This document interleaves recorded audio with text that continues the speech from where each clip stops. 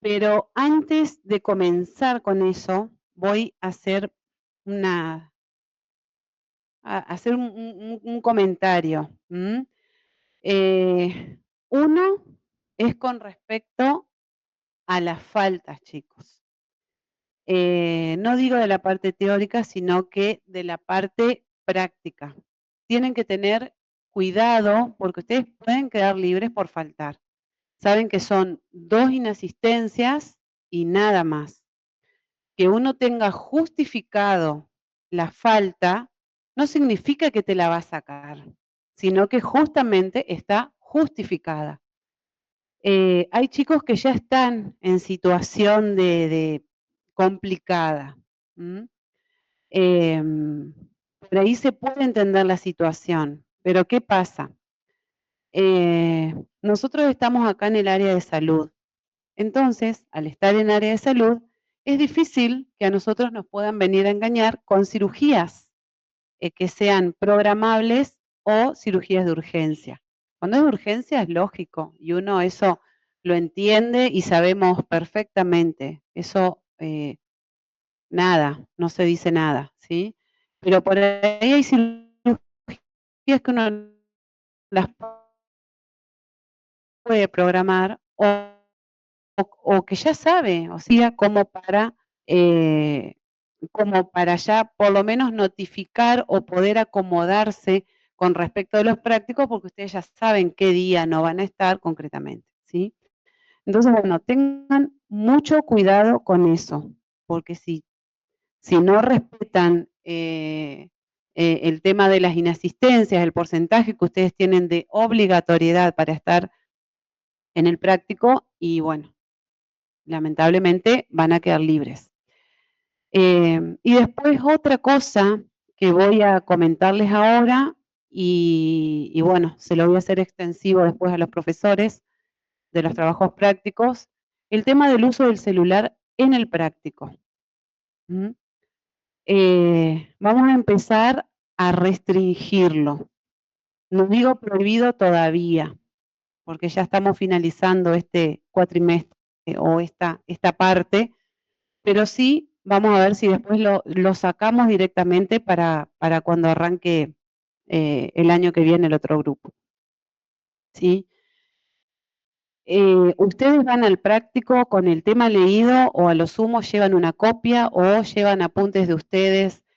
Si es bien utilizado, no hay problema, pero por ahí se ha visto que en realidad no, están en otra cosa. Lo que pasa es que, bueno, no salgan las ventanas, ¿no? Las ventanitas, entonces yo bajo y ubico en la que estoy. Entonces, por ese motivo, vamos a empezar a reducir el uso del celular, solamente y exclusivamente si ustedes tienen que ver algo de la materia.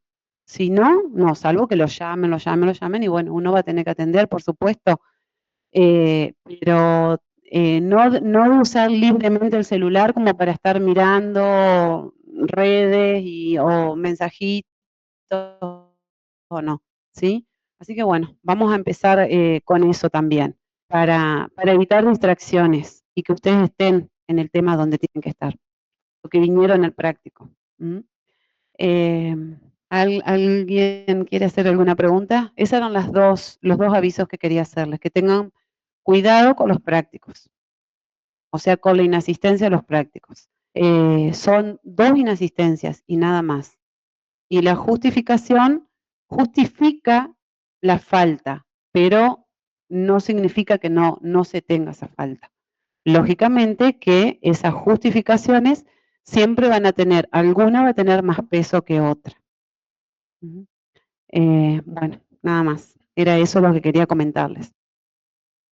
Bueno, vamos a arrancar con, en la unidad 9 dijimos que hoy tenemos 3 temas para ver. Uno de estos es electromiografía. Por ahí, la materia no vamos a hacer, a sacar expertos en electromiografía ni expertos en espirometría. digo con respecto a estas técnicas, nosotros son técnicas que nos van a servir de diagnóstico. Generalmente no las vamos a hacer nosotros, espirometría podemos llegar a hacer, salvo que nos consigamos el aparato, nos dediquemos a hacer respiratorio, y bueno, entonces ahí van a tener el manejo del espirómetro, y van a hacer las espirometrías, ¿no? Si no, no vamos a tener acceso a eso. Va a venir el paciente ya con el informe, como cuando vienen, cuando se hacen una placa, una resonancia, ultrasonidos, lo que sea, ¿sí? Ecografía. Y con la electromiografía ocurre lo mismo, ¿sí? La electromiografía, ustedes saben que, o sea, la realizan los médicos, entonces nosotros generalmente no lo vamos a hacer. Se pueden hacer estudios electromiográficos desde la parte kinésica, que nos compramos el electroestimulador con registro, pero en realidad es como para ver la contracción muscular o cómo es esa contracción muscular. Entonces nosotros desde lo electromiográfico vemos eso y eso es lo que nosotros tenemos acceso a hacerlo y usarlo. No hacer la electromiografía, pero sí conocer. ¿Mm? Sí conocer en qué se basa, cómo está constituido, cómo es el aparato. Yo hay un videíto que le subí de electromiografía, que digamos cómo es el tema de la realización. Hay cositas que he activado. No, eso no hay nada, no, no, porque entré desde otra computadora y yo no sé qué pasó, yo ya estaba trabajando ahí, no me permitió, vieron cuando nosotros nos registramos y podemos hacer modificaciones o cambios en el campus. Entonces es como que yo tengo que hacer clic en una opción ahí. Y en esta compu es como que me ponía de protección. Claro, se ve que no la registró como frecuente, entonces yo quería activar y no me permitía. Y después ya no lo hice porque, bueno, eh, por otros motivos, no importa. Así que bueno, cuando yo vuelva ahora, a la tarde, que regrese a mi casa, yo ya ahí me pongo y les voy a activar todo para que ustedes lo tengan. Y ahí van a ver que hay videos, yo les puse un video de electromiografía para que ustedes vean cómo se hace, salvo que se lo haya hecho, pero por lo menos que conozca cómo es. Lo mismo con una espirometría, que vean cómo es la realización, de qué se trata, qué es lo que tiene que hacer, como para que no solo tengamos la parte teórica, sino que podamos ver algo de eso. Así que bueno, eso también se los voy a poner a modo de información nomás para que ustedes lo tengan. Pero todo esto salió porque les decía, no, ustedes más o menos básense en lo que les damos y con respecto a eso, pueden profundizar, sí, fíjense la bibliografía que se les da, pueden buscar un poco más si ustedes quieren, no tienen dudas, por supuesto, pero esto sería lo básico que ustedes necesitan ahora acá. Después cada uno que quiera hacer las especializaciones y bueno, empezará a profundizar en el sector que le guste. En el que le guste el respiratorio y bueno, y sí, va a ver todo y se va a encargar de hacer espirometría seguramente en algún momento.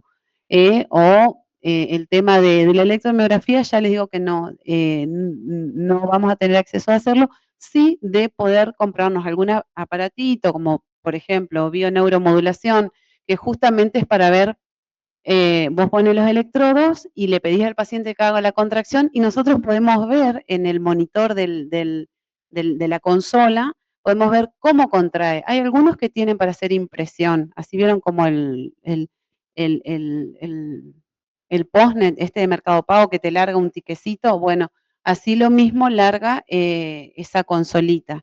Algunos tienen para hacer impresiones y otro directamente lo conectas en USB y lo podés imprimir, pero desde una compu. Eso sí, lo podemos tener tranquilamente nosotros y hacer valoraciones y evaluaciones, como para completar. Bueno, arranquemos. La electromiografía. ¿Qué es la electromiografía? Es una manera mecánica de evaluación muscular. En realidad, lo que va a hacer la electromiografía es registrar la actividad eléctrica de la unidad motora, que es la unidad de acción neuromuscular.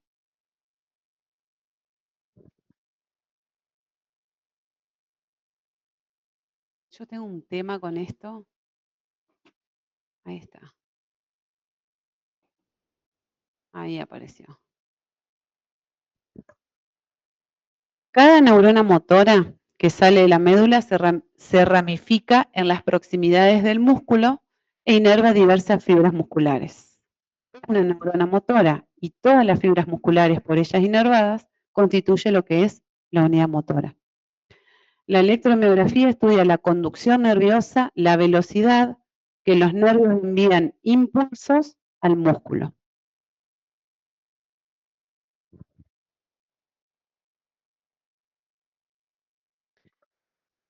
Un electromiógrafo, ¿cómo está constituido? Que es medianamente lo que nosotros tenemos que conocer los aparatos, ¿no?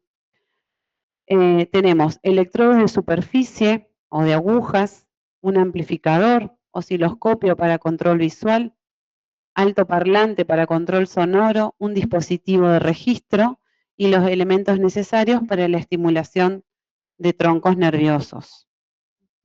Yo no les puse acá el videíto, esto sería la estimulación, ¿no?, de troncos nerviosos o de los nervios periféricos, que es lo que generalmente se va a apoyar en lo que le va a dar la descarga. Primero se localizan los electrodos, tenemos el médico, incluso ustedes van a ver en el video que mide, porque es bien la ubicación del nervio, porque si 1 centímetro más abajo, 1 centímetro más arriba, ya falla la electromiografía. Entonces te va a dar como que no hay buena conducción y en realidad es que hubo una mala maniobra o una mala técnica.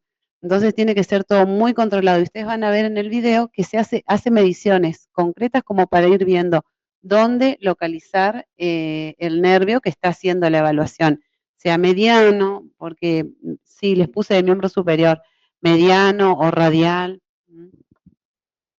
o cubital. Bueno, teníamos ahí, para adelante, este. Bueno, ahí tenés, ¿no? O sea, generalmente va a ser algo así. Todo esto se va modernizando año a año, así como aparecen cosas nuevas de tecnología, de estas cosas también. Pero es el monitor y bueno, donde acá la consolita, que generalmente se cargan siempre los datos, y bueno, para hacer la estimulación nerviosa utilizan aquello que ustedes ven que parece un enchufecito. Una vez que se colocan los electrodos, en realidad con eso se da el impulso eléctrico y se comprueba, una vez que se da el impulso y vemos que hace la contracción, eso está, digamos, sale que es positivo y después puede ser de que se apoye y no hay movimiento y bueno, igualmente eso siempre está conectado porque hay un dispositivo de registro, porque nosotros podemos percibir, o la médica puede percibir la contracción, pero por ahí en el impulso es bajo, ¿sí? O sea, hay una velocidad en la conducción que esté reducida. Entonces, eso generalmente se comprueba bien más que nada en el de registro, en la curva que te da. Bueno, estos son diferentes electrodos que se utilizan. Generalmente son los electrodos que son como unas sopapitas, que se colocan con gel. Y bueno, y después tenés el otro que por ahí en algunos hay que hacer intramuscular, sea por la profundidad o porque necesita que sea una mejor, más efectiva, ¿no?, esa evaluación. Entonces por ahí a veces hay que hacer de aguja. Y bueno, se colocan las agujas y en la figura 4 acá está mostrando, ¿sí?, cómo sería cuando está haciendo la valoración. Ahí está haciendo en el nervio mediano. Generalmente mandan a hacer electromiografía, que es re común cuando hay síndrome del túnel carpiano. Entonces, cuando hay síndrome del túnel carpiano, que hay una compresión del nervio mediano, digo porque eso es la mayoría de los casos y de lo que se ve frecuentemente, pero no es que el médico va a ir a operar directo, sí, bueno, tenés toda la sintomatología. Pero ¿cuándo confirma el médico? Cuando manda a hacer el electromiograma o la electromiografía y se confirma que la conducción está alterada o que está disminuida, y bueno, ahí es donde se constata que hay un atrapamiento del nervio. Sería como el último paso previo a la cirugía, el tener la electromiografía. Se utiliza para el diagnóstico de patologías que afectan el sistema nervioso periférico. Indica la forma, cómo se responde un músculo cuando es estimulado por los nervios. Mide la actividad eléctrica del músculo durante el reposo y la actividad.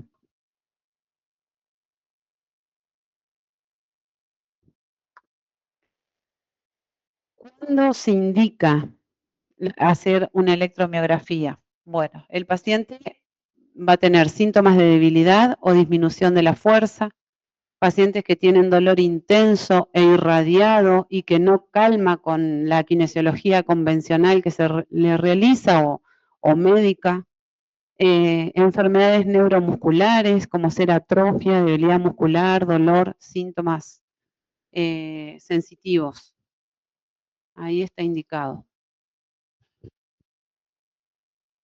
Es útil, la electromiografía es útil para evaluar sus diferentes componentes y detectar los compromisos en las diferentes partes que componen la unidad motora. En el músculo, que son las fibras musculares que inerva, en la unión o la placa neuromuscular, en la médula espinal, en la raíz nerviosa en el axón o ya el nervio periférico, propiamente dicho.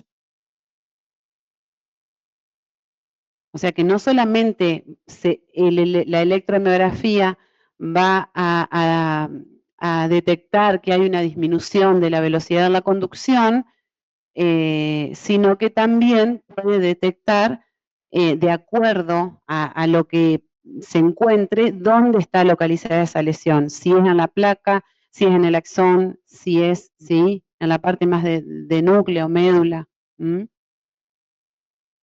Eso es lo que quiere decir.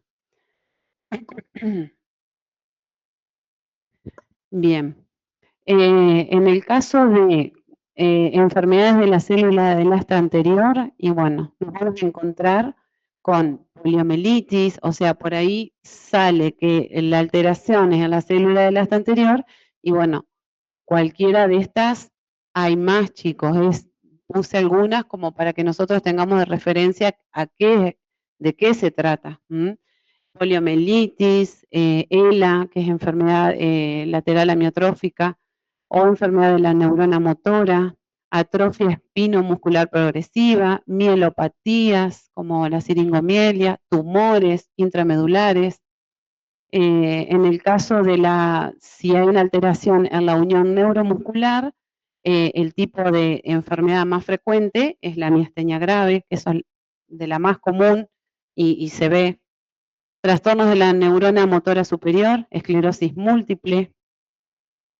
Acá lo que puse son de lo más. Yo no sé si es conmigo, no me aparece.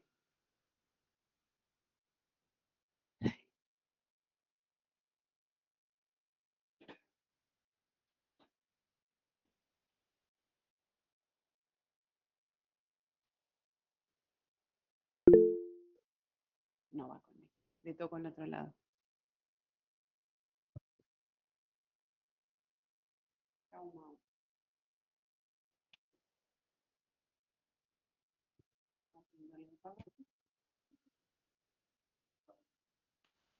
Ah, se puede ¿no? Ah, está. Sí, porque es como que está trabadito. Ahora cuando me activa, terminó el power. Ahí, a ver. Acá. Oh, ¿vieron? O sea que agarró toda. Ah, no. Acá estamos bien, está bien. Trastornos, dijimos, de esclerosis múltiple. Vamos acá de vuelta.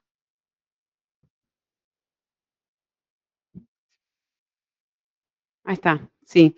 Enfermedades musculares, distrofias musculares, miopatías inflamatorias, dermatomiositis, polimiositis, miopatías endocrinas y metabólicas, miopatías congénitas, En el caso de los nervios periféricos, que afectan en forma primaria el axón de la unidad motora, neuropatía diabética o alcohólica, polirradiculopatía, que esa es desmielinizante inflamatoria, que es el síndrome Guillain-Barré, neuropatía motora, sensorial y sensorial hereditaria, como es la de Charcot-Marie, y neuropatías tóxicas. Después, en el caso que cuando capte a nivel axonal focal, síndrome del túnel carpiano, compromiso del nervio peroneo, parálisis de la pierna cruzada, radiculopatías. Este ya es bien los periféricos, digamos, de nervios terminales. Ahí, bien de axón. Está mal. ¿Vieron? Eso les pasa con los otros profe. A mí empieza a temblar, así que como que parpadea todo el tiempo. No sé si... ahí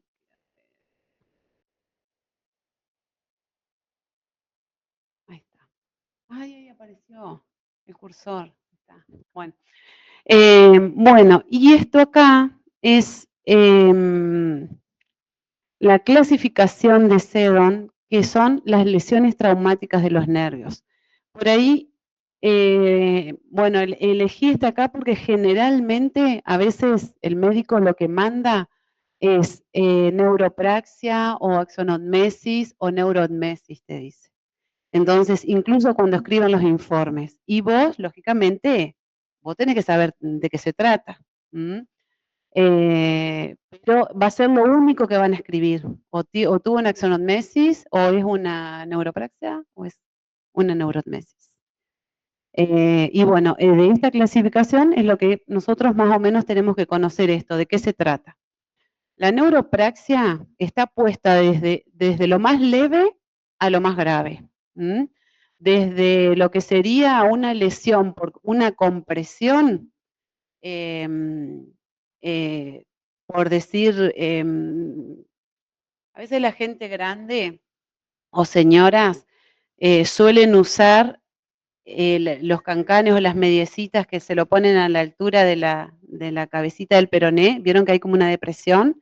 ¿Y quién pasa por esa depresión? Pasa el nervio, el ciático popliteo externo. Entonces, si vos estás durante un tiempo prolongado apretando el nervio, ese nervio se va a ver afectado. O sea, no va a estar afectada ni alterada la conducción nerviosa, pero sí su vainita va a tener va a querer o va a tener una tendencia a desmielinización o a que haya una solución de continuidad del nervio. ¿Y cómo nos vamos a dar cuenta? Y porque va a haber parestesias, esa sensación de dormido. ¿Vieron cuando ustedes se quedan con la pierna doblada un buen rato y que te querés parar y está dormida? Bueno, similar a eso, con la diferencia que vas a poder andar, pero se siente dormido. Uno se lo toca a nivel sensitivo y está raro. O como cuando nos hacemos una operación y próximo te tocas y una sensación rara. Bueno, eso es lo que vamos a sentir generalmente en una neuropraxia, como que estaría adormecida esa zona. Y la alteración motora va a depender del grado y el tiempo de que esté comprimido. Una neuropraxia generalmente se produce más que nada o porque el nervio se apretó o porque al nervio lo estiraste, lo elongaste. Generalmente una de las neuropraxias más comunes, que es la elongación del plexo braquial, que es la parálisis braquial obstétrica. Fíjense ahí ya es complicado el tema. No es una simple compresión o una simple elongación, pero por suerte da un tipo de lesión de una neuropraxia. Todo lo que sea compresión y elongación viene a ser el mecanismo de producción de esta lesión. En la axonotmesis ya tiene que ser una contusión un poco más importante, fuerte, brusca, como para que se produzca la lesión. Y en la neurootmesis, el mecanismo de lesión, ya estamos hablando heridas de arma blanca, ruptura total o una fractura expuesta, por ejemplo. Lo que es la fractura de peroné, expuesta y fractura de radio expuesta, siempre, la mayoría de las veces, presentan lesiones de tipo neurotmesis. O sea, hay que operar urgente, porque si ese nervio vos no lo unís enseguida, de la lesión para abajo, y va a tener alteraciones, complicaciones, y ustedes saben que todo lo que es lesión nerviosa, la recuperación a veces no es igual, no queda igual. Yo siempre digo, 100% no vas a quedar, pero bueno, como para decirles o no, pero para que ya sepan, tampoco mentirles. Bueno, entonces todo lo que sea tema de nervios hay que actuar lo más rápido posible. Bueno, neuropraxia. ¿Qué es lo que ocurre en la neuropraxia? Eso sería el cuadro clínico, la parte de arriba. Hay una interrupción de la función del nervio, no presenta degeneración distal, pero sí hay desmielinización de las fibras largas. Acuérdense que esa vaina de mielina, si bien es densa, pero es como una sustancia gelatinosa. Entonces, si nosotros mantenemos algo o tenés estirado por un buen tiempo o comprimido por un buen tiempo también, va a tener alteraciones. No se la va a llevar no se va a llevar de arriba el nervio ante esos dos mecanismos. El nervio va a estar comprimido de manera parcial y transitoria, o sea que va a ir mejorando. Va a haber una parálisis motora total con alteración de la sensibilidad mínima y función simpática. Y el tratamiento para la neuropraxia no necesita tratamiento quirúrgico. La recuperación se va a dar de manera espontánea y generalmente la bibliografía dice en días, pero si vos lo buscas bien, no es lo mismo 15 que 60, y sin embargo la bibliografía te pone eso. Y después cuando nosotros lo vemos en el paciente, en la clínica, no son 60 días a veces, es más del tiempo. Pero bueno, todo siempre depende del tipo. Los tipos,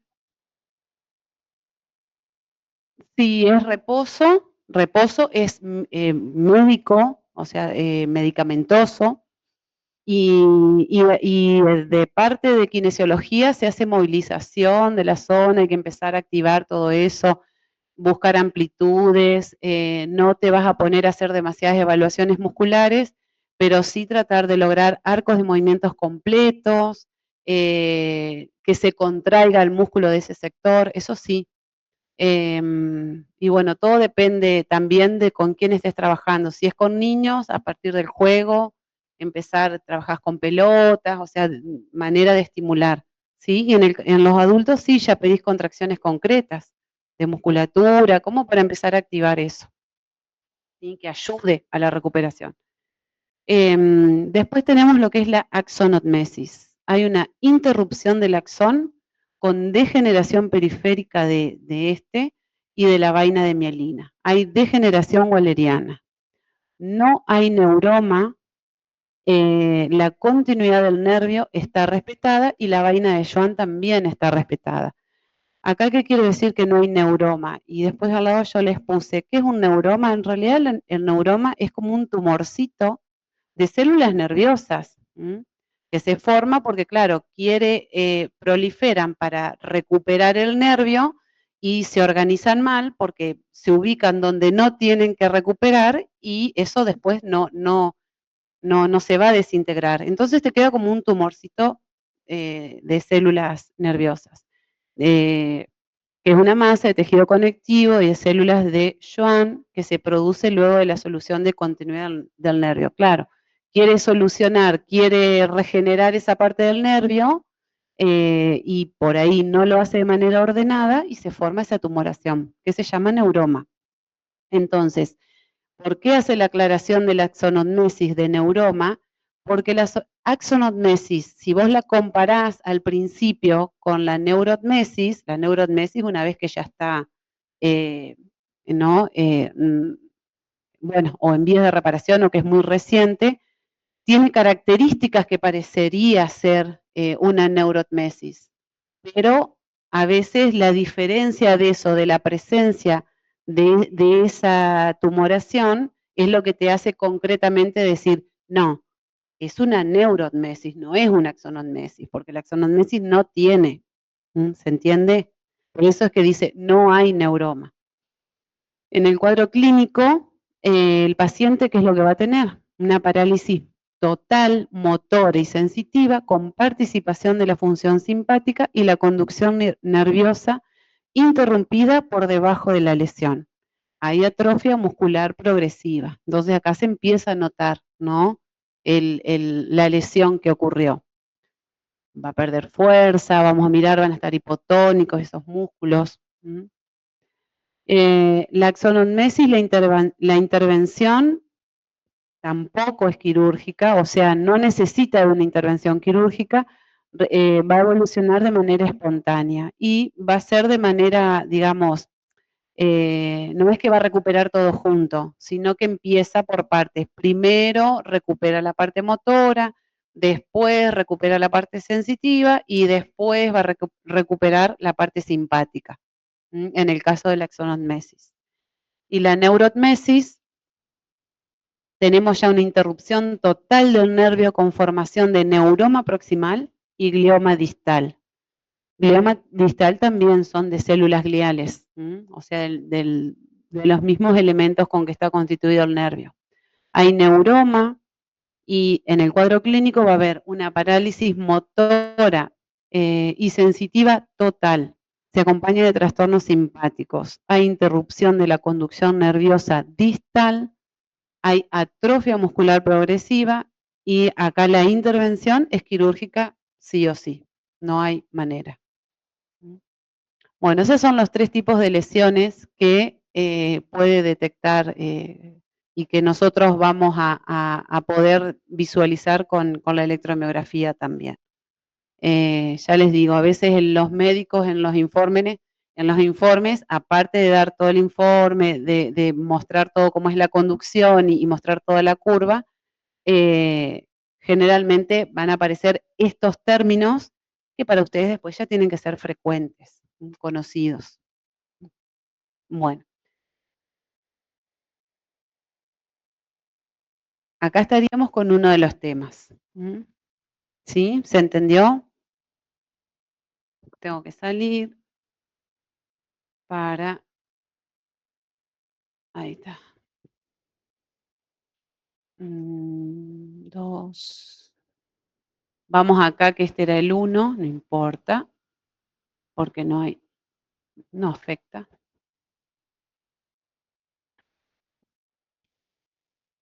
Bueno, acá en este anterior, en realidad por eso era el número 1, porque le ponía los temas que íbamos a ver: espirometría, electromiografía, actividades de la vida diaria, básicas e instrumentales de la vida diaria. Ya estoy con este. Bueno. Sí, ese.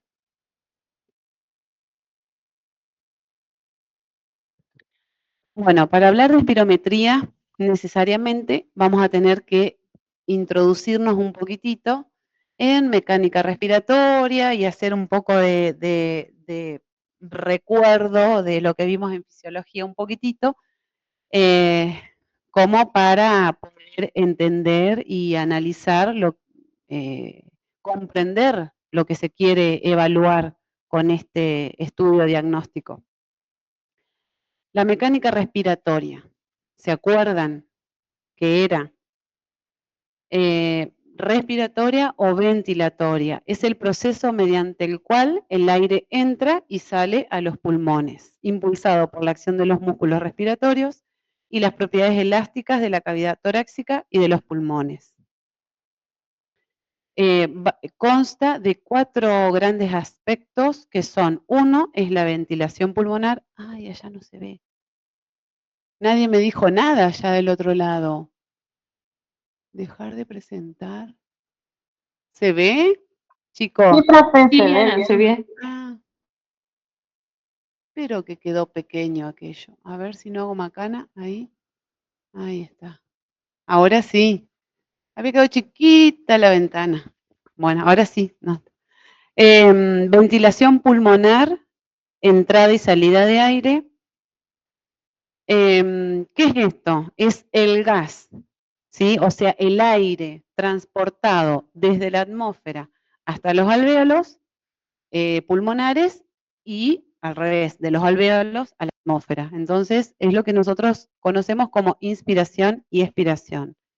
Y ese aire que entra y que sale, va a depender siempre de las características del pulmón, de la caja torácica y de los músculos respiratorios. O sea que ese aire en realidad sí puede entrar, puede salir, pero siempre dependiendo de eso. Eso tiene que estar todo en buenas condiciones, indemnes, para que todo funcione de manera natural y como debe ser.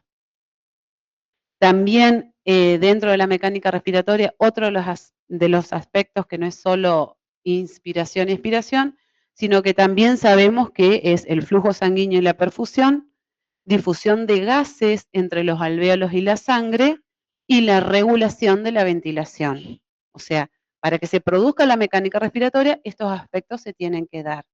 Nosotros por ahí profundizaremos más en lo que es inspiración-expiración, pero no podemos negar que dentro, o sea, toda esta finalidad de la entrada y la salida en realidad es la perfusión, ¿sí? La cargada de oxígeno limpio y nuevo para que pueda oxigenar nuestro cuerpo completo. ¿Mm?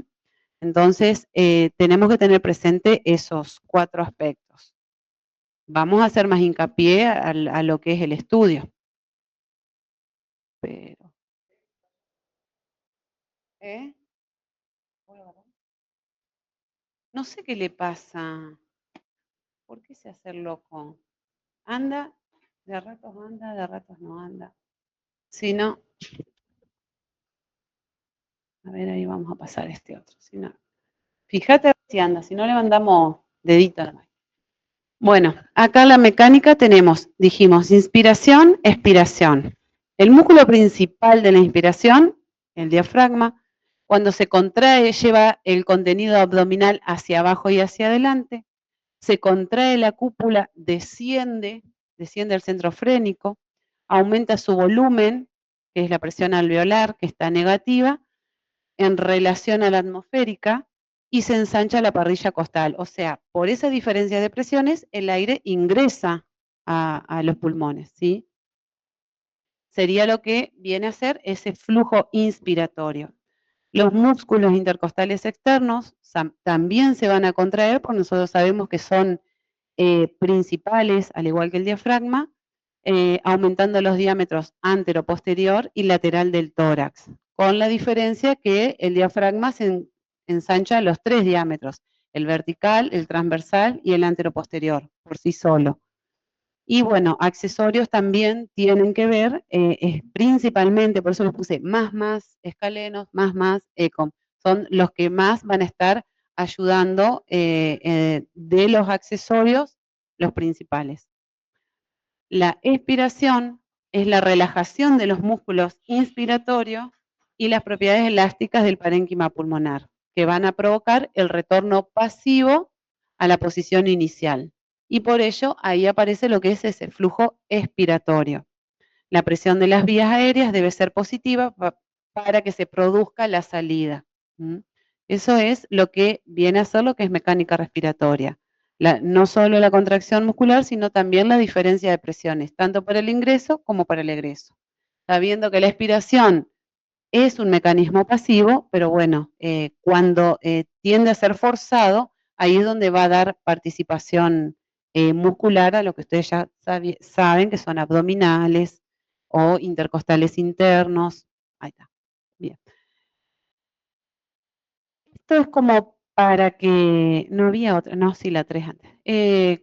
Como para que los recordemos, ¿sí? Que sepamos. ¿Por qué? Porque la espirometría, nosotros tenemos 2 tipos de espirometría, la estática y la dinámica. La estática, lo que se va a encargar específicamente es de conocer y ver y comprobar que nosotros tengamos los volúmenes y las capacidades como deben ser, en los volúmenes que son considerados normales. Y la dinámica sí es la que va a trabajar el flujo forzado, o sea, esa expiración forzada. Hay inspirometrías, pero generalmente la que tiene mayor valor diagnóstico y la que es de mayor interés es la espirometría. Nosotros queremos saber cómo es el tema de la salida del aire. Bueno, el volumen de aire que se moviliza a la ventilación es variable y va a depender de los movimientos realizados y de la elasticidad pulmonar. La suma de distintos volúmenes va a permitir las diferentes capacidades. Y bueno, acá es lo que les digo que traemos de recuerdo, que por ahí los van a ir mirando y se van a ir acordando. El volumen corriente, bueno, ¿se acuerdan que el volumen corriente es el que está permanentemente, inspiramos y expiramos, en una respiración normal, que es de 500 mililitros. El de reserva inspiratoria es el volumen de aire que ingresa al pulmón después de una inspiración forzada, ¿sí? Que prosigue, digamos, de una inspiración normal. Y esa es de 3000 mililitros. El volumen de reserva expiratorio es el volumen que se puede expulsar después de una expiración forzada, en una expiración forzada después de una expiración normal, y que son de 1100 mililitros.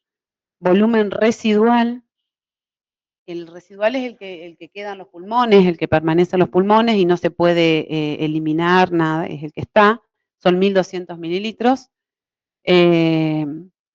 La capacidad vital, o sea, esos son los volúmenes: corriente, reserva expiratorio y el residual. Después, la unión de estos acá nos van a dar las capacidades. Tenemos capacidad vital, que la capacidad vital es la cantidad de aire que puede ser expirada después de un esfuerzo expiratorio. Y ahí lo que se va a sumar es el volumen corriente con el de reserva inspiratoria y expiratoria. Esa es de 4600 mililitros. Después tenemos la capacidad pulmonar total, que son todos los volúmenes suman una capacidad pulmonar de 5800 mililitros, que por ahí a veces ustedes lo ven como 6 litros, bueno, y se considera está bien, o es próximo a eso. Capacidad inspiratoria es la cantidad máxima que una persona puede inspirar. Y ahí se van a sumar el volumen corriente más el de reserva inspiratoria, que es de 3500 mililitros. Y después tenemos el de capacidad funcional, residual funcional, que es la cantidad de aire que queda en los pulmones después de una expiración normal. Y eso es de 2300 mililitros. Bueno, acá les puse cómo sería una curvatura normal. Cuando nosotros vemos una espirometría estática, como les dije hoy, lo que nosotros vamos a ver es esa curvatura. Acá tenemos volumen y el tiempo, que son las dos coordenadas de abscisa, volumen y tiempo. Entonces vemos cómo es, y ahí está, en el gráfico está re claro, digamos, el volumen corriente, cuál es, dónde está. Bueno, yo por ahí lo que les agregué ahí al lado, cosa de tenerlo presente, más que nada el tema de las capacidades para hacer, a medida que van mirando el gráfico, que vayan teniendo cómo están constituidos. Pasamos. La espirometría es una prueba básica e imprescindible en el estudio de la función pulmonar. Es un medio de diagnóstico y monitorización de numerosas enfermedades respiratorias de gran utilidad debido a su alta sensibilidad, bajo costo y riesgo. El fundamento de esta técnica es detectar los trastornos en una expiración forzada durante 5 segundos. ¿Qué es lo que va a ocasionar en esos volúmenes expulsados en el primer segundo? Que también se llama BEF, volumen expiratorio forzado en el primer segundo.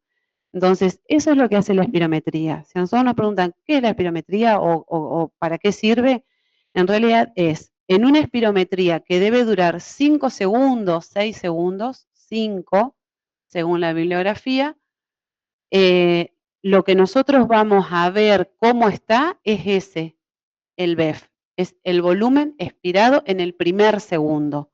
¿Cómo es? Y eso va a ser determinante, va a determinar qué tipo de patología es. Ese es el que cuando nosotros vemos a la curva tenemos que tratar de que llegue lo máximo, o sea, 5 litros, 6 litros, 5.800, que era la capacidad pulmonar, entonces más o menos es lo que tiene que llegar, subir.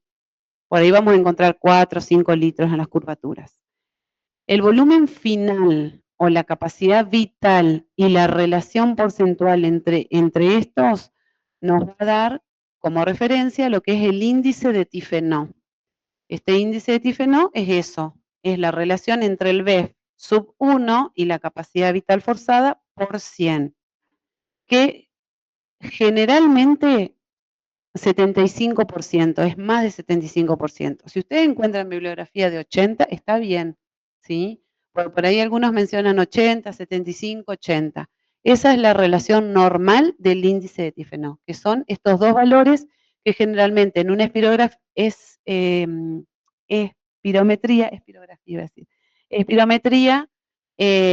son los valores que más nos interesan a nosotros saber. Pasamos.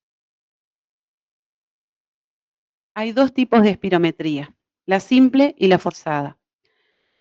La simple es, como les decía hoy, es conocer los volúmenes y las capacidades, excepto volúmenes pulmonares estáticos, excepto el volumen residual y aquellos otros derivados de su cálculo, como son la capacidad residual funcional y la capacidad pulmonar total.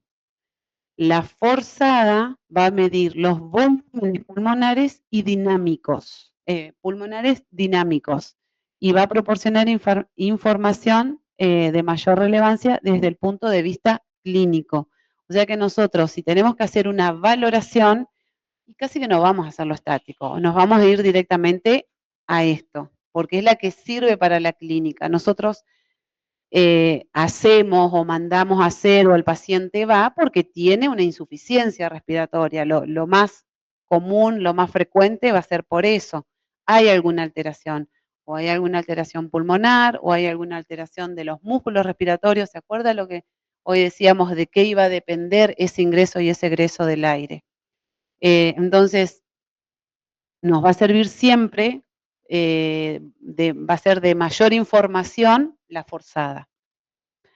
La espirometría simple se realiza haciendo que el paciente, tras una inspiración forzada, expulse todo el volumen de aire posible sin límite de tiempo. ¿Sí? Inspiración forzada y expulse todo el volumen del aire que lo vaya alargando hasta que se quede azul, sin aire.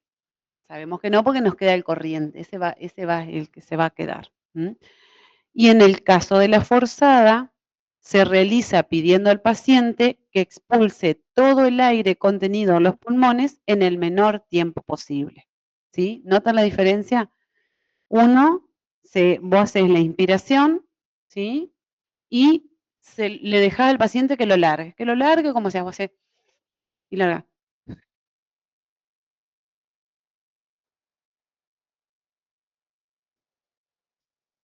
Hasta que queda sin nada. Y el otro, ¿qué es lo que vamos a tener que hacer? Vamos a tener que tomar aire, largar. Son diferentes. Porque como yo necesito un valor que es en el primer segundo, tengo que explicarle al paciente que lo largue lo más rápido que pueda, porque ahí es donde va a registrar hasta dónde va a ascender esa curva, cuánto flujo de aire se puede largar en el menor tiempo posible. Esa es la diferencia entre uno y otro. Seguimos. Bueno, acá esto es, si uno manda a hacer una espirometría simple, como la que explicamos recién, ese va a ser el resultado de lo que se va a observar. Una espirometría simple. Vemos ahí y nuevamente tenemos volumen de reserva inspiratorio, bueno, está todo marcado, expiratorio. Esa va a ser una curvatura que nosotros vamos a ver en una simple. Pasamos. Y acá, esto es lo que vamos a ver en una espirometría forzada. ¿Mm? Tenemos 2 tipos de curvas acá para poder es para que ustedes lo vean, lo entiendan, no quiero que salgan expertos en el tema, porque soy, una convencida que por ahí nosotros tenemos que tener la base para poder comprender las cosas, como para tener herramientas con lo que nos vamos a encontrar. Pero si nosotros queremos mucho más específico, detallado, y tenemos que hacer especializaciones, chicos, no nos queda otra. Entonces, eh, sí, van a tener que profundizar aquel que se dedique a trabajar en emergentología o en terapia intensiva, que por ahí hay kinesiólogos que son intensivistas, y bueno, les va a tocar todo esto, ¿sí? Porque no es, o sea, intensivistas en todo sentido, no es solo, uno se imagina cardiológico, no, todo, respiratorio ni hablar. ¿Mm? Pero bueno, esto es para que entiendan y que vean los 2 tipos de curvas. En una de las curvas que nosotros vamos a ver es el volumen, estoy hablando de la que está a la derecha. Tenemos el volumen en litros y el tiempo. Entonces, lo que nosotros vamos a ver es esto. Como hicimos recién, tomamos aire y largamos de manera brusca. Y si estamos valorando o lo que nosotros vamos a registrar es volumen-tiempo, va a salir esta curvatura, que generalmente se ven las dos, porque vos podés ver a las dos. En realidad tocas un botón y ves una curva y ves la otra, no es que hay diferencia. Esta es la curvatura normal. Yo acá lo hice y seguí, porque en varios encontré, por ahí están complicados de entenderse en cuanto a los escritos. Entonces, habíamos dicho que la espirometría es los trastornos que nosotros vamos a ver de una expiración forzada que dure 5 segundos. Entonces acá, claro, se cortaba, así que dure 5 segundos, que se prolongue. Y acá tenemos, eh, si nosotros proyectamos esto acá y esto acá, este sería el BEF que hablábamos hoy, ¿sí? El flujo expiratorio forzado en el primer segundo, que es el que nos va a dar a nosotros ese dato, esa valoración.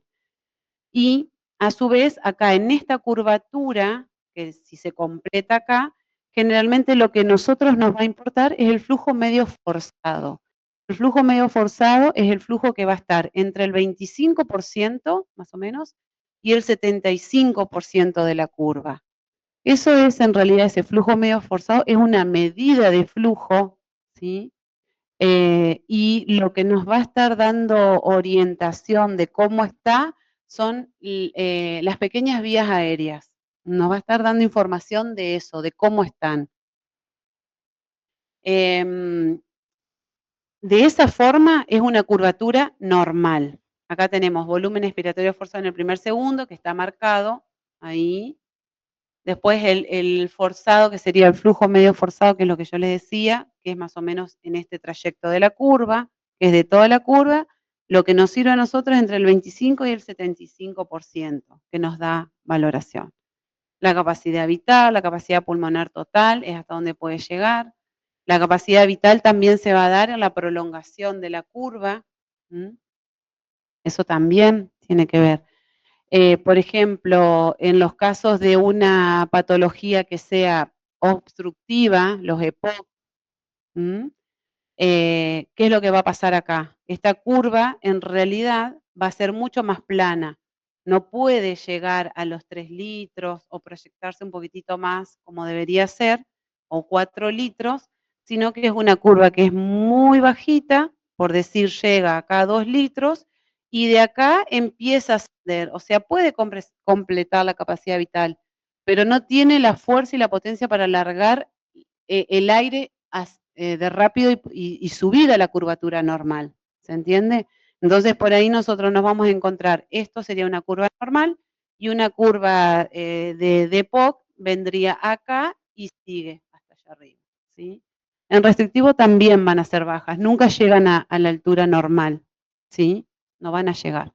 Van a tener el flujo medio forzado va a estar alterado porque va a estar disminuido, y el BEF va a estar disminuido a comparación de una respiración normal. Eso sería una de las medidas de valoración. Después otra sería el flujo y el volumen. Allá tenemos volumen y tiempo. Acá tenemos el flujo, o sea, el aire y el volumen, la cantidad de aire que se larga. Entonces, vos haces una expiración, haces, como hicimos,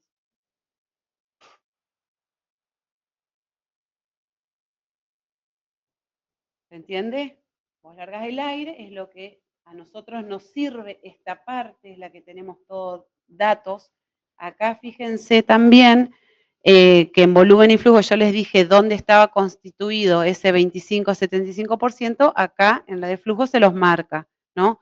Es el ascenso pronunciado, ¿sí? Y después ahí, digamos, la cantidad de flujo que podemos largar, y después viene el 25%, el 50%, el 75%. Esa es la resistencia que va ofreciendo. Después relaja, toma aire y vuelve a marcar la curva. Tanto en obstructivo como en restrictivo, las curvas van a ser totalmente diferentes y planas. Entonces nos vamos a dar cuenta enseguida. No es que podés llegar a dudar, no, te das cuenta enseguida por el aplanamiento de las curvas. Nada que ver a lo normal.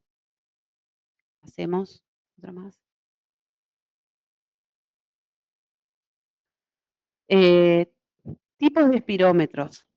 Se van a encontrar con varios, igualmente de los más comunes, como es el que van a ver después en el video, son de los tipos abiertos.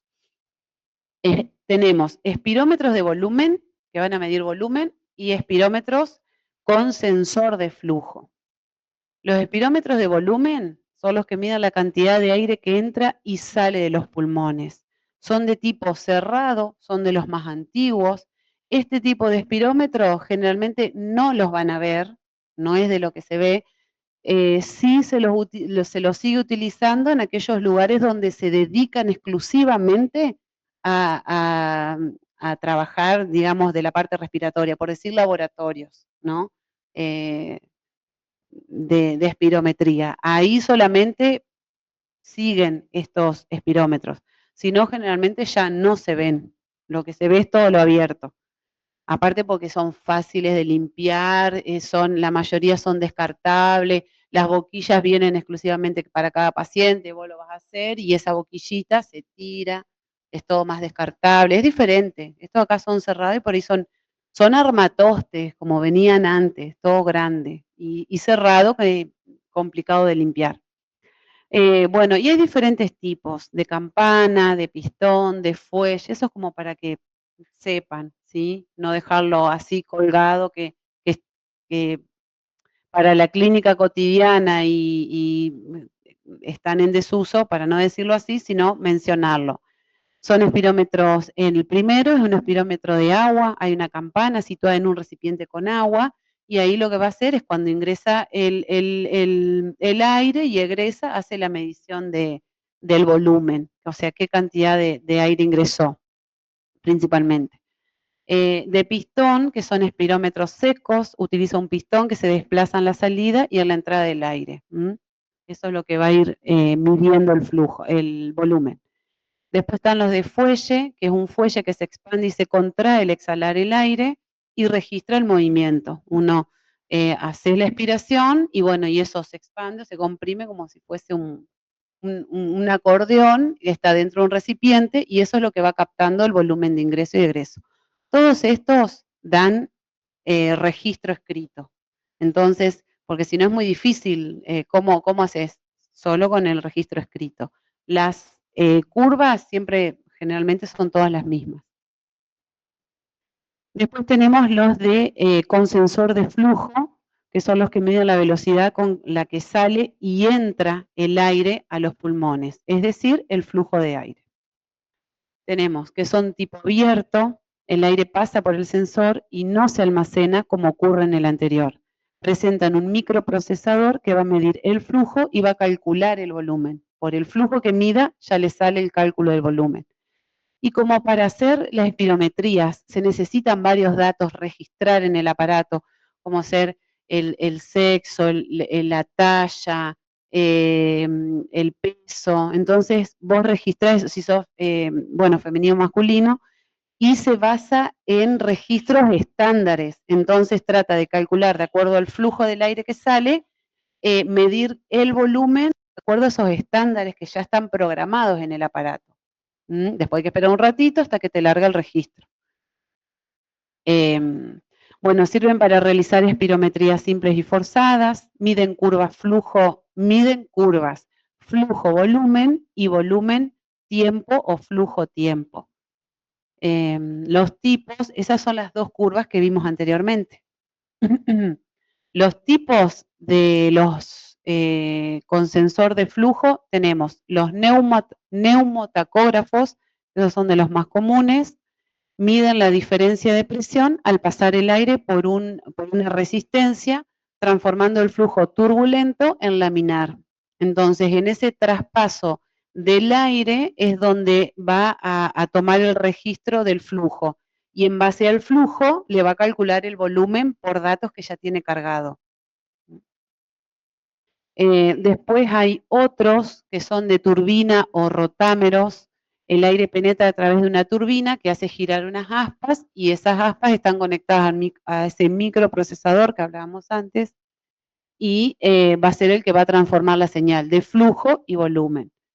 Después, esos de hilo caliente, que esos ya prácticamente no se usan, utilizaba un hilo caliente metálico, entonces cuando el paciente sopla, es como que va enfriando ese hilo caliente metálico.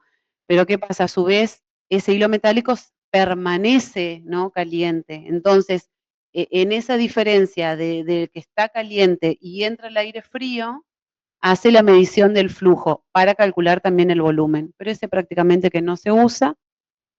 Y después están los ultrasónicos, que usan señal de ultrasonido para en la misma dirección del aire y en contra. Y esto lo que hace es, a mayor diferencia, mayor cantidad de flujo. Más diferencia va a haber, más flujo va a captar. Para que sepan los tipos que hay. Los más comunes son los neumotacógrafos, son los que se usan, que son los que ustedes van a ver seguramente, o cuando hagan pasantías, o vean, o es el que aparece en el video. ¿Cuándo se indica o sea, cuándo se puede hacer y cuándo no se puede hacer una electromiografía? Las indicaciones, espirometría, perdón. Las indicaciones tenemos evaluación de síntomas respiratorios, tos, disnea, opresión torácica o signos de exploración física patológica. Después, en pacientes fumadores de más de 35 años y al menos 10 paquetes por año con síntomas respiratorios, exposición laboral u ocupacional a sustancias tóxicas respiratorias, que estemos trabajando en una fábrica o algo donde emane, digamos, humo, o por ahí en lugares arroceras o donde se hace harina, bueno, todo eso son, digamos, lugares o trabajos donde estás recontraindicada la electromiografía, estoy con la electromiografía, con la espirometría. Ya pasó la otra. Después, como examen de rutina, también se puede hacer. Valoración funcional preoperatoria, está indicado. ¿Cuándo no? Y para los no tenemos relativas, que hay algunas que pueden llegar así o como no, y las absolutas, o sea, las que no se puede hacer directamente. Relativas tenemos hemiplegia facial, traqueostomía, el estado físico de la persona que esté muy deteriorado o desnutrido, náuseas provocadas por la boquilla, o mala colaboración o falta de comprensión de la técnica. Y las absolutas, que es cuando no se puede hacer ni por casualidad, es neumotórax reciente o activo, aneurisma torácico abdominal o cerebral, infarto de miocardio reciente, desprendimiento de retina o cirugías oculares recientes, hemoptisis de origen desconocido, o sea, tos con sangre, que vos estés tosiendo y largue sangre, o sea, nos vamos a mandar a hacer o sea, no se puede. Primero hay que ver de dónde viene esa sangre. Hay que averiguar eso. ¿Mm? ¿Cambiamos? Porque claro, vos te tenés que poner la boquilla. ¿Mm? Pones la boquilla, la lengua abajo y ahí apretás con los labios. Y a alguno que le dé náusea hacer eso, ¿entendés? Porque vos tenés que hacer así y soplar. Y todo puede ser. Generalmente no debería, pero bueno, si lo ponen como una relativa es porque ha habido casos. La bibliografía en el libro está. ¿Mm? ¿Qué hay que tener en cuenta para hacer una electromiografía? Bueno, la alimentación, hay que evitar las comidas 2 o 3 horas antes de la prueba. Las bebidas, evitar los estimulantes como el café, el té, también se recomienda que en horas previas no puede consumir eso. El tabaco 24 horas antes de la prueba, no se puede. Llevar ropa ajustada no se puede, porque si no tenemos que soplar y se vienen con una camisa y una corbata. Y bueno, no se puede. Precaución con los fármacos, en lo posible evitar broncodilatadores. ¿Por qué? Porque puede alterar el resultado. Y algunos se les aconseja dejarlo también el día antes. Si no se puede, supónganse porque son asmáticos y no pueden estar sin su broncodilatador, y bueno, eso hay que comentarle a la persona que lo va a hacer porque tiene que saber que puede aparecer una alteración en el resultado y pudo haber sido eso. Cambiamos. Bueno, ahí les muestro un poquitito. Hay que hacer una historia clínica, eso sería cómo se realiza.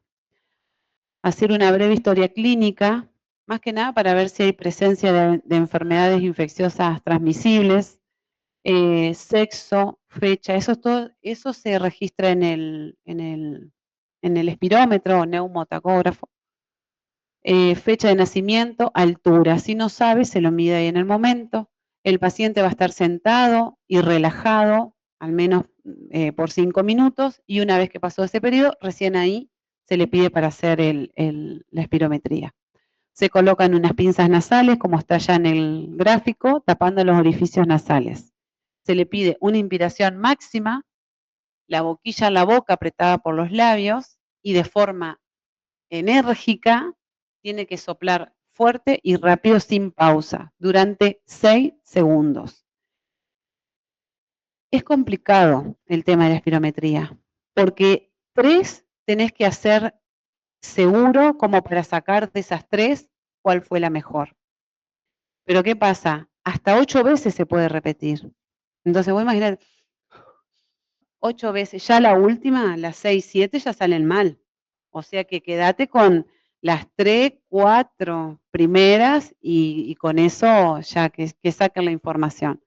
Demasiadas no se recomienda por el cansancio y la prueba. Y bueno, acá yo les puse como para que ustedes lo miren, que tengan idea cómo se van a encontrar, ¿sí? Cuando haya un patrón, ahora vieron la de flujo y la de tiempo, la de volumen y tiempo y la de flujo y volumen. Acá están las dos. Se marca solamente la de la espirometría, porque generalmente la espirometría es en todas igual, salvo que tengan alguna alteración, digamos, en la inspiración, pero si no, como el estudio está haciendo la expiración, por eso marca eso. Yo acá les puse para que se acuerden, igual acá está, esto sería la curvatura normal, ¿cuál es la normal? Fíjense qué es lo que yo les decía, se van a dar cuenta enseguida cuando haya alguna alteración, porque las curvas estas son todas planas. Y en este caso, fíjense, en el del patrón obstructivo, que era como dijimos hoy, por ejemplo, el EPOC, fíjense, es bien plana, llega, se continúa, puede completar toda la expiración, pero ¿qué pasa? No tiene fuerza para largar la cantidad de litros en ese primer segundo. En el restrictivo generalmente directamente ya es bien plana y se mantiene. Y bueno, y acá tenemos un patrón mixto generalmente que se da de obstructivo restrictivo. Y ahí yo le puse de los patrones espirométricos que hay, que son el obstructivo, el restrictivo y el mixto. Son los 3 tipos de patrones que nosotros podemos encontrar en los resultados de una espirometría. Si nos encontramos con un patrón obstructivo, nos vamos a encontrar con una capacidad vital normal, ese signo, el redondelito con la rayita quiere decir normal, el BEF va a estar disminuido y el índice de TIFE-No va a estar disminuido en el obstructivo. Claro, si nosotros dijimos que la capacidad vital, ¿sí? Y el BEF sub 1 nos daba la relación porcentual que es el índice de TIFE-No. Y sí, nos va a estar disminuido eso. En el caso del restrictivo, por ejemplo, las atelectasias, que es un tipo de ejemplo de restrictivo, vamos a encontrarnos con capacidad vital disminuida, el BEF también va a estar disminuido y el índice de TIFE-No como que no va a haber, o sea, puede estar normal, puede dar una valoración normal. Y en el mixto tenemos todo disminuido, generalmente se da capacidad vital, BEF e índice de TIFE-No. Cambiamos. Eso como para que sepan los 3 tipos de patrones respiratorios que pueden aparecer en con este estudio diagnóstico. Ya falta menos. Bueno, ahora, una vez que hicimos la parte teórica de respiratorio, vamos a ir a la parte de evaluación muscular. Y en la evaluación muscular, nosotros vamos a valorar y evaluar solamente 2 músculos, o sea, dos músculos, digo bien. Tenemos por un lado la valoración del diafragma y por el otro lado los intercostales. Externos, porque nosotros estamos evaluando todo lo que es la inspiración. Pero de los intercostales vamos a hacer una valoración inferior y una valoración superior, o sea, sería costal inferior y costal superior. La evaluación del diafragma. En la evaluación del diafragma, el paciente va a estar acostado de cúbito supino, el kinesiólogo se va a ubicar lateralmente al paciente. Ahí le puse yo, posición de las manos como para que ustedes entiendan. Vamos a ubicar los pulgares por debajo de las costillas, o sea, en el reborde, en diafragma, bien donde está diafragma, y los demás dedos por fuera de los rectos del abdomen. Si nosotros por ahí no nos ubicamos, ¿qué es lo que le vamos a pedir al paciente? Que flexione un poquitito, vamos a ver la contracción de los abdominales y vamos a poner un poquitito por afuera nuestros dedos. Y ahí es donde nosotros vamos a hacer presión, bien por debajo del reborde costal. Se le va a pedir al paciente que tome aire por nariz y que lo lleve a abdomen. O sea, cuando toma aire, ahí ese aire, en vez de largarlo, lo llevamos al abdomen. ¿Se entiende? Y después sale.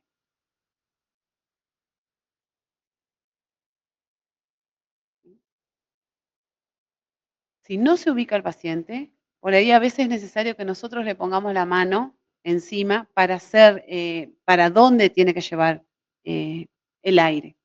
Si no nos entiende o no le sale, se le puede pedir que haga respiraciones cortitas. 2 respiraciones cortitas, completando toda la inspiración. Entonces vamos a hacer.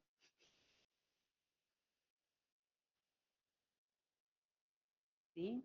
Si no sale normal, llevando el aire al abdomen, se le piden esas respiraciones cortitas. Dejo un ratito acá el micrófono simplemente para mostrar.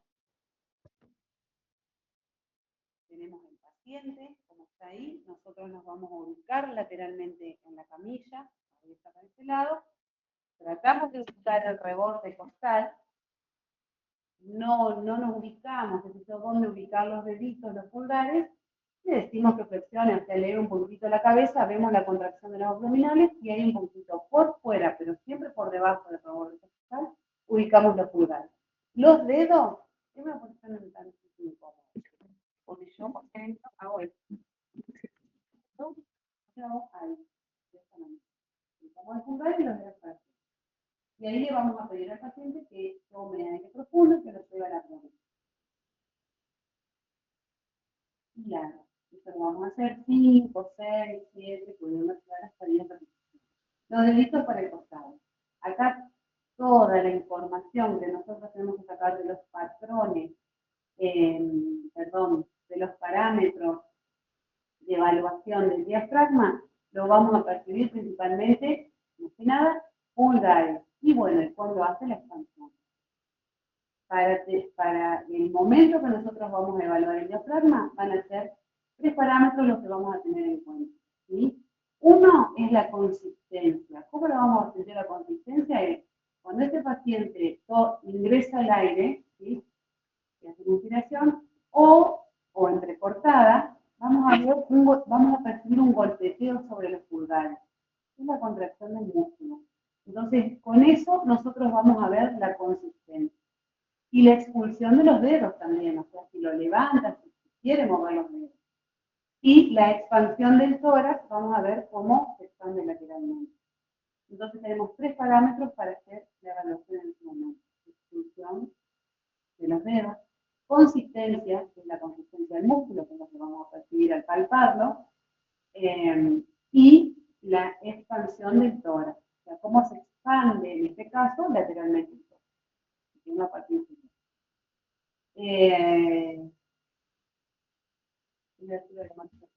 Esos 3 parámetros vamos a tener en cuenta para valorar al diafragma. Pasamos. ¿Qué dice allá? No, eso ya era de las 2 respiraciones. Listo. Seguimos. Bueno, acá les puse de Kendall las inserciones. Chicos, ustedes mírenla, porque si ustedes van a ver o los conocen con el centro frénico, la porción tendinosa y los 3 pilares musculares, que es el esternal, el lumbar y costal, y bueno, y dar las inserciones, está bien como lo vean. O sea, acá nosotros sabemos que tiene inserciones tanto en el apéndice sifoides, en las 6 costillas últimas y cartílagos costales, y en la parte de la columna sabemos que va de L1 a L3, pudiendo seguir el pilar derecho hasta L4. Tenemos un tendón central, que es el medial, que es el del psoas, por donde pasa el psoas, y el externo o lateral, que es donde pasa el cuadrado lumbar. O sea, eso ustedes lo ven de donde ustedes tienen las inserciones. Si les gusta de Testud, lo ven de Testud. Si les gusta Kendall, lo ven de Kendall. Si les gusta como estaba en Capanghi, lo ven en Capanghi. El tema que tenemos que saber, las inserciones de este músculo, que está inervado por el nervio frénico. Bueno, y que por sí solo es capaz de ensanchar los 3 diámetros anterior, anteroposterior, transversal y vertical. Cambiamos. Sí, porque yo estuve mirando que por ahí Kendall lo tiene con un poquito cambiadas las inserciones. Pero ustedes mírenlo de donde lo tengan y donde lo sepan. Bueno, acá yo les puse para que lo tengan a los parámetros tanto del diafragma como de los intercostales. Esto es lo que yo les decía recién, ¿sí? Tenemos los 3 parámetros para evaluar el diafragma, que acá, bueno, me olvidé de poner, esto es diafragma y estos son los intercostales. Diafragma son expansión, la consistencia y la expulsión de los dedos. Y acá también tenemos una tablita como para guiarnos. Igualmente les digo, chicos, es muy difícil la valoración en un paciente si nos damos cuenta del normal y del bueno y hasta el regular llegamos. O sea que vos notás que hay cierta dificultad. Después lo otro es muy difícil valorar. Por ahí a veces, o sea, no hay ayuda o vos querés hacerlo y no se puede realizar y bueno, entonces es complicado. Pero sí de las primeras, o sea, lo que es normal y bueno, eso lo podemos notar re bien. Y bueno, vamos a ver cómo es la expansión, ¿sí? Y como completa, la consistencia es muy buena y la expulsión de los dedos. Y hasta el bueno viene igual. Y después de ahí ya no van a percibir, por ejemplo, lo que es la expansión ya se va a empezar va a disminuir, va a estar disminuida más que nada en estos valores de regular y pobre, vestigio. Vestigio es una de las por ejemplo, pobre, en la valoración de Kendall, por ahí usa la palabra traza. Y en vestigio es el paso previo a la no contracción, al nulo sería, que tampoco está como traza, tampoco está como pobre, pero tampoco es nulo. Entonces lo pone ahí como un vestigio, como algo que se nota apenas. ¿Mm? En ese que se nota apenas, lo único que vos más que nada vas a ver, vas a percibir cuando se realice la contracción. Percibís, viste, por ahí hace una contracción. Nosotros generalmente todos nos valoramos y nos evaluamos y estamos normales. Pero por ahí te tocan casos de que tenés que hacer valoración de pacientes y que vos le pedís la contracción, no se ve, pero cuando lo tocas, un poquitito se siente. Entonces, generalmente en lo que son los vestigios es lo único que vas a percibir. Es un movimiento allá a lo lejos que quiso hacer, pero bueno, no logra nada.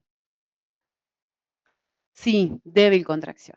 Es una débil contracción, apenas, pero tampoco está nula, que vos decís está hipotónica y vos hacen, bueno, para que esté así directamente, seguramente está más cerca de un ventilador, ¿no? Que de ventilador, digo, respiradores.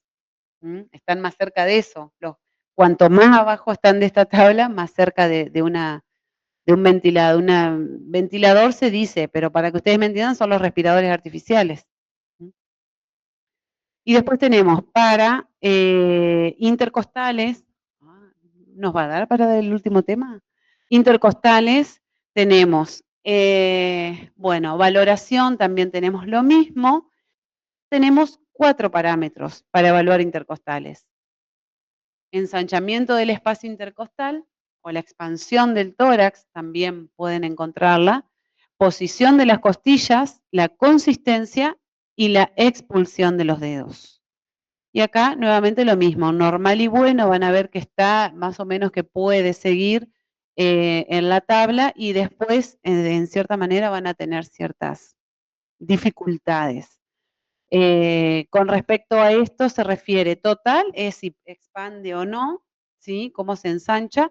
Y en el tema de la posición de las costillas es normalmente cuando uno hace una inspiración se elevan y cuando hacemos la expiración quedan bajas, o sea, se ponen oblicuas. Eso, a eso está haciendo referencia. Cuando vos haces la inspiración, se horizontalizan, o sea que eso está normal. Y si no, hace ahí un momento de inspiración y quedan oblicuos y bueno, y ya hay una debilidad de esa parte muscular. La consistencia la vamos a percibir, la consistencia y la expulsión de los dedos prácticamente la vamos a percibir igual, porque es la yema de nuestros deditos, lo vamos a ubicar en los espacios intercostales. Y ahí tenemos que estar con una sensibilidad de aquellas como para percibir, ¿sí?, que hay un golpeteo por debajo de la yema de nuestros dedos.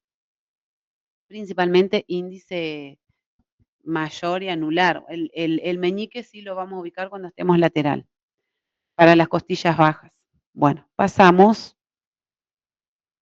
Acá tenemos la evaluación de los intercostales. Para los intercostales también el paciente va a estar de cúbito supino y acá va a haber un cambio. En el caso de, para evaluar lo que son los intercostales superiores, el kinesiólogo se va a ubicar en la cabecera.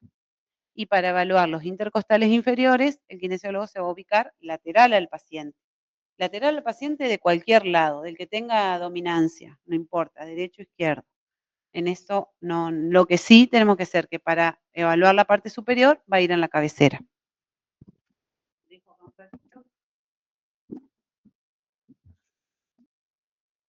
Tenemos nuestro paciente, cabeza para este lado. Vamos a evaluar costal superior, o sea, intercostales externos superiores.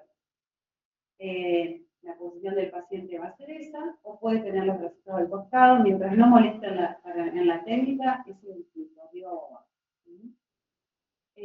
La posición de las manos. En el caso de los intercostales superiores, vamos a tomar como referencia la clavícula. Entonces ahí tomamos la clavícula y ya por debajo tenemos el primer espacio intercostal. Entonces ahí vamos a ubicar los dedos. Pueden ubicar los pulgares, si no arranquen con el índice, el mayor y el anular.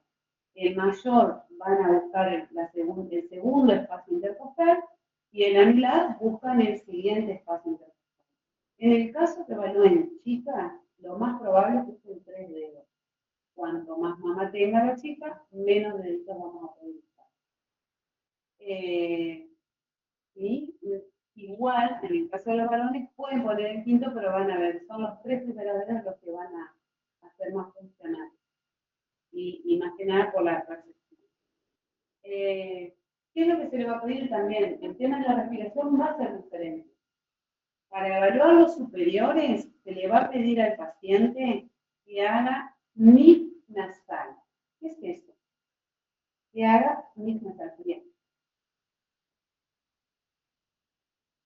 Entonces, el SNIP nasal es el que se llama, ¿ven cuando uno llora? Llora mucho, se tiene que ser sollozo. SNIP o sollozo, estamos hablando de lo mismo. Estás respirando, no te das cuenta, pero que estas respiraciones cortitas, pero que te entran por nariz. Bueno, así tiene que ser ese nasal o sollozo inspiratorio. Entonces le vamos a pedir a nuestro paciente, por eso digo, a veces el tema de la entendida, ¿no? Cuesta, pero bueno, se puede. Le pedimos a nuestro paciente que haga. Y los deditos los tenemos ubicados, ¿no? Acá, índice en el primer espacio intercostal, en el segundo, la de la clavícula, acuérdense que hoy ubicamos nuestro dedo, el índice. Pueden poner pulgares, el tema que no les va a quedar bien la dirección, porque acuérdense que los primeros espacios intercostales son más bien horizontales. Entonces, si yo pongo el pulgar, me hace quedar los dedos ya oblicuos y no van a tener. Por eso les digo que sea el índice. Y ahí buscamos el otro. No se preocupen, por ahí tienen que separar mucho porque hay costillitas que son anchas, que son muy finitas, y, bueno, y ahí ubicamos los dedos. Entonces, cuando pedimos el SNIP,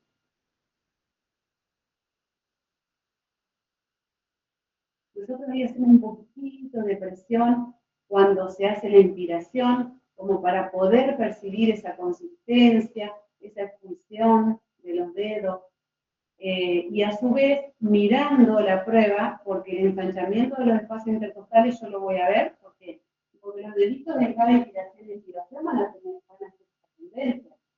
Separarse un poquitito y volver, porque hay una apertura. ¿Entienden? Todo lo que está bien bueno, y después tenemos, para evaluar los intercostales inferiores, dijimos que el izquierdo se va a ubicar lateralmente. Generalmente el que es derecho se va a venir del lado derecho, el que es zurdo se va a ir del lado zurdo, porque es así, es la dominante, la que nos hace actuar algo muy específico. ¿Y qué es lo que se va a pedir acá? Es, nos ubicamos a nuestro paciente y vamos a ubicar nuestros deditos acá en la parte inferior. Obviamente, chicos, que estamos hablando con el torso. Las chicas corpiño y los varones con el torso desnudo. Corpiño, los deportivos, eso que, ¿no? Entonces, ubicamos los dedos de nuestro paciente índice, ahí sí vamos a poder poner el mayor, el anular y el meñique.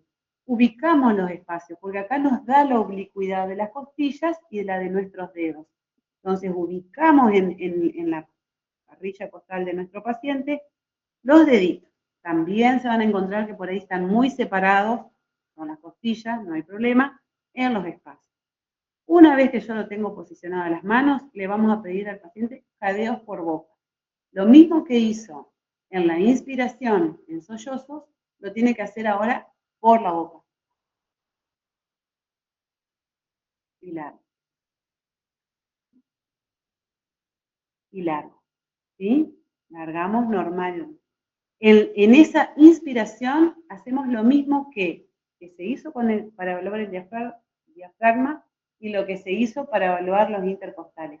Hacemos un poquitito más de presión en esa inspiración como para percibir estos parámetros. La consistencia, la expulsión de los dedos. Miramos nuestros dedos y acá se va a notar aún más cómo nuestros dedos se abren y se cierran, como para notar ese ensanchamiento de los espacios intercostales. ¿Sí? Y el otro parámetro era, dijimos, vemos cómo expande el tórax, ¿sí? Consistencia, posición de las costillas y vamos a ver Expulsión de los dedos ya está. Ya está. O sea, la expansión y el ensanchamiento del espacio intercostal. Sí. Posición de la costilla, consistencia y expulsión de los dedos. Esos parámetros son los que nosotros vamos a estar teniendo, vamos a tener en cuenta cuando hacemos esa valoración.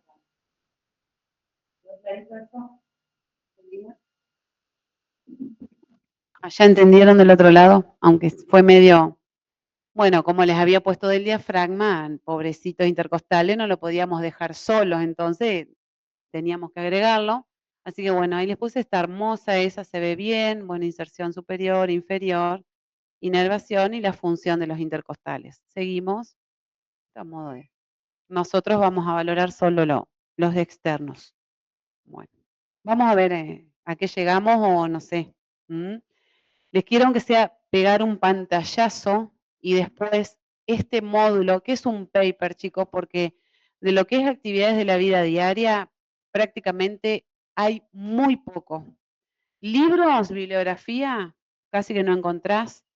Sí, paper, varios. Y bueno, yo creo que los papers se van basando en otros papers y así van, porque falta mucha información. Entonces, como que uno tiene que estar haciendo recopilaciones. Yo le puse el paper, que es el que nosotros nos venimos basando ya desde el año pasado, del anterior, que está bueno y es bastante completo. Y bueno, sí, lo que no está ahí, lo fui sacando de otra bibliografía, que está toda al final de cada trabajo, ¿sí? Evaluación para las actividades de la vida diaria. Con respecto a actividades de la vida diaria, ¿qué es lo que se va a evaluar concretamente? Es la independencia de la persona. Lo más independiente posible que pueda hacer esa persona después de haber tenido cualquier trastorno, cualquier lesión, accidente, lo que sea. ¿Qué es lo que vamos a evaluar cuando nosotros tenemos en cuenta actividades de la vida diaria? Amplitud de movimientos, fuerza, potencia, resistencia y fatiga, funciones de la mano, sensibilidad, coordinación, análisis de la marcha y control de esfínteres. Eso tenemos que tener en cuenta. Seguimos. Vamos a ir en un jet ahora. Shh. Sí, salvo que me saquen. Bueno, 5 minutos.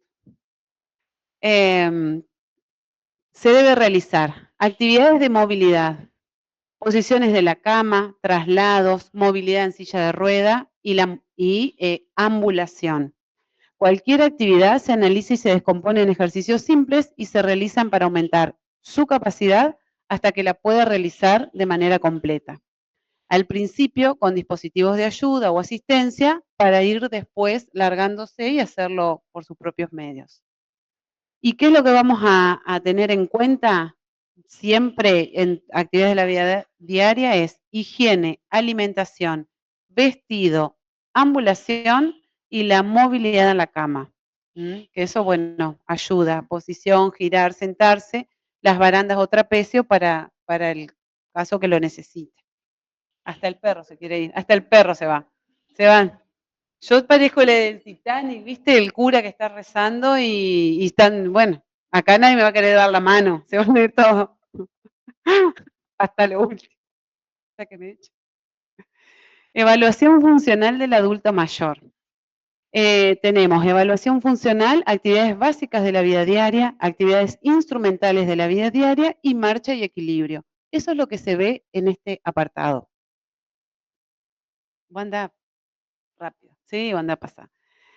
Actividades básicas de la vida diaria, dijimos recién, bañarse, vestirse, usar el inodoro, movilizarse, continencia y alimentarse. Todas esas características, esas condiciones, un adulto mayor debería hacerlo normal y sin ningún problema. De las actividades instrumentales de la vida diaria tenemos poder usar el transporte, ir de compras, usar el teléfono, el control de fármacos y capacidad para realizar las tareas domésticas. Se le va a preguntar por las actividades que realiza el paciente. Se observa al paciente cuando ingresa, cómo se sienta y cómo se levanta de una silla. Si hay un deterioro cognitivo, corroborar la información con el acompañante. Y acá tenemos dos índices que son de valoración de actividades de la vida diaria. El de la vida diaria es el índice de CATS, que va a permitir valorar el estado funcional global. Quiero hablar más rápido y no se puede. Y después tenemos la escala de Lawton, que la escala de Lawton nos va a servir para hacer todo lo que es valoración a nivel instrumental. O sea, si nosotros tenemos que usar un índice para ver cómo está el estado general del paciente y ver la actividad básica de la vida diaria, vamos a usar el índice de CATS. Y si no, la escala de Lawton. Esto son escalas que están realizadas, ¿no? Y generalmente se usa en los geriátricos. Entonces no es que vos tenés que acordarte y saber de todos los pasos, sino que vos tenés impresa esa planilla y lo que tenés que hacer es ir completando. Así que está genial eso. Después, claro, las chicas que están en el geriátrico ya se lo terminan aprendiendo de memoria, porque eso, imagínate, con cada uno de los que están adentro, tienen que hacerlo. La escala de CATS, que son de actividades básicas de la vida diaria, consta de 6 elementos y evalúa las actividades diarias de la vida diaria, proporcionando autonomía y dependencia. Entonces ahí, ¿qué es lo que se va a tomar de esa escala? Se va a colocar la I cuando sea independiente, que no requiere ayuda, o de un solo elemento de los considerados actividades de la vida diaria.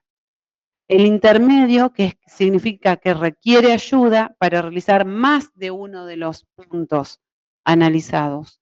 Y el dependiente es que necesita de la ayuda de otra persona para hacer todos los componentes. Y esas puntuaciones son, si es independiente se va a anotar 2 puntos, si es intermedio se va a anotar 1 punto y si no se va a poner 0. Cuanto más puntaje tenga esa escala, en mejores condiciones va a estar ese paciente. Y en el caso de la de Lawton, que es para ver el grado de independencia que tiene el paciente según el nivel, según su nivel funcional. Y va a detectar más precoz el deterioro funcional que el índice de CATS. Y tenés puntuaciones ahí, tenemos igual. Fíjense, independiente, que no requiere asistencia, 2 puntos. El dependiente que necesita alguna de los puntos que son analizados, 1, y dependiente, 0. Seguimos. Esa es la planilla modelo de valoración que yo les digo. Esta planilla en realidad se imprime y vos la tenés y en base a esto le hacés la valoración al paciente. Fíjense que ya tiene todo, lo único que nosotros tenemos que poner es la puntuación, sabiendo cuál es la referencia de la puntuación. No me voy a dedicar, se los voy a dejar para que ustedes lo miren después, pero es de lo que ya, de los puntos originales que vimos. Después acá tenemos lo que es la del auto, ¿sí? Que esta también es actividades instrumentales de la vida diaria y todo lo mismo, ¿sí? Habíamos dicho usar el teléfono, ir de compras, preparar comida, cuidado de la casa, lavado de ropa, medio de transporte. Seguimos, allá están los puntos, uno tiene que, a esos directamente los encerrás. ¿Cuál es el que es? Y otra de los puntos que vamos a tener en cuenta, aparte de los 2 mencionados, tenemos que ver el equilibrio y la marcha. De equilibrio tenemos un poco de postura, así que eso ya nos va a servir. Y de marcha lo vamos a hacer con la escala de Tinetti. ¿La vieron alguna vez la escala de Tinetti? Bien. Bueno, esa escala es la que nosotros vamos a evaluar, desde actividades de la vida diaria, para valorar marcha. Usamos esa escala. Se observa la capacidad de las transferencias y se observa estabilidad en posición sentado. Y bueno, y para valorar la marcha se necesita de una integridad articular, coordinación neuromuscular, integridad de las aferencias propioceptivas, visuales y vestibulares. Ya de marcha no vamos a mencionar más porque ya bastante le vimos en el anterior. Y acá, lo que yo les puse, no la pude encontrar, Gurice, como para hacerla, que esté más claro. Entonces, ¿qué hice? Saqué una foto y bueno, así salió. Bueno. Y les puse yo acá la escala de Tinetti modificada y viendo todos los puntos, ¿sí? Lo que es el equilibrio y cómo hacemos la valoración del equilibrio, en silla, al sentarse. Y esto también generalmente nosotros lo vamos a tener disponible porque esto no lo vas a hacer de la nada. Esto tenés la planillita y en la planilla nosotros hacemos, digamos, vamos anotando el puntaje. Al sentarse, el equilibrio mientras está sentado, levantarse, intermedio, estando de pie y ahí se le hacen equilibrio con los pies a un lado, la prueba del tirón, que esa se lo tironea de atrás.